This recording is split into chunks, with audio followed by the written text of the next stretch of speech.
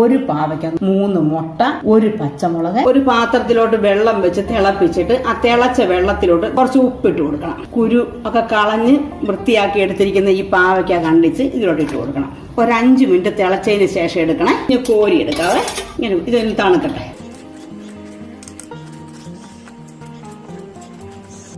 നമുക്കിതൊരു ടവലിലോട്ടിട്ട് പിഴിഞ്ഞെടുക്കാം. എടുത്ത് മുട്ട ഉടച്ച് ചേർക്കാം. നന്നായിട്ടൊന്ന് അടിക്കാം. മുട്ടയ്ക്ക് ആവശ്യമായ ഉപ്പിട്ട് കൊടുക്കുക. പച്ചമുളക് കീറി ഒന്ന് ഇട്ട് കൊടുക്കുക. അല്പം കുരുമുളക് പൊടി ഇട്ട് കൊടുക്കുക. ഒരു തണ്ട് കരിവേപ്പില പിച്ചി ഇട്ട് കൊടുക്കുക. പിഴിഞ്ഞു വെച്ചിരിക്കുന്ന പാവയ്ക്ക ചേർക്കാം. പാൻ അടുപ്പത്ത് വെച്ച് ചൂടാകും. അല്പം എണ്ണ ഒഴിച്ചു കൊടുക്കുക. പകുതി അങ്ങോട്ട് ഒഴിച്ചു കൊടുക്കുക. പകുതി ഒഴിച്ച് വെച്ച് ഒരു തോരനാക്കി എടുക്കണം. ഈ തോരൻ നമ്മൾ എടുത്തു വെച്ചിരിക്കുന്ന മിക്സറിലേക്ക് തന്നെ ഇടാം. ഇട്ടിട്ട് നന്നായിട്ടൊന്ന് ഇളക്കാം. അത് വീണ്ടും ഇങ്ങോട്ട് ഒഴിച്ച് ഒരപ്പം പോലെ.